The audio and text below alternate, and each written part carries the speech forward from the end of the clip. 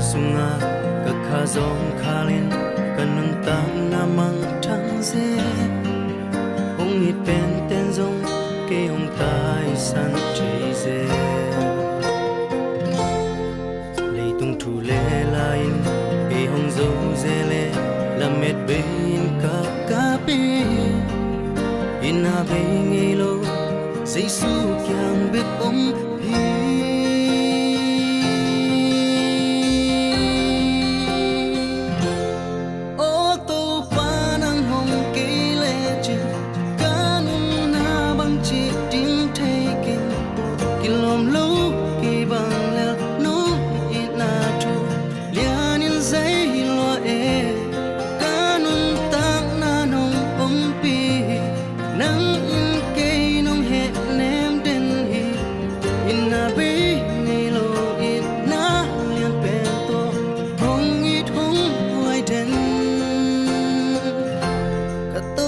su be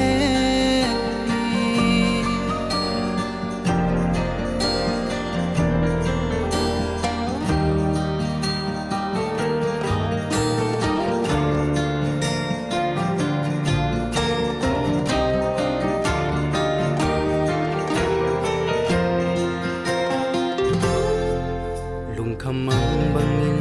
zai tha pat bang ne sol bang bun lin ka cha hong om ti den hi ke hong tai san hi lo na am sum nong pom hi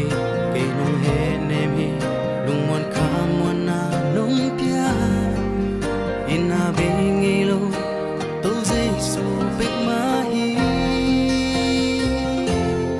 o tu pa nang hong ke le chen ka nung na bang chi ding the ken kilom lo ke bang le no it na tu lian in zai lo e ka nung tak na nong om pi nang in ke nong he nem den hi in na be ngai lo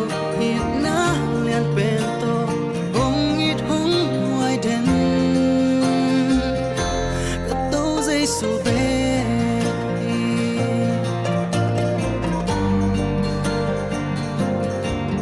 lom lo ke bang le no ina tu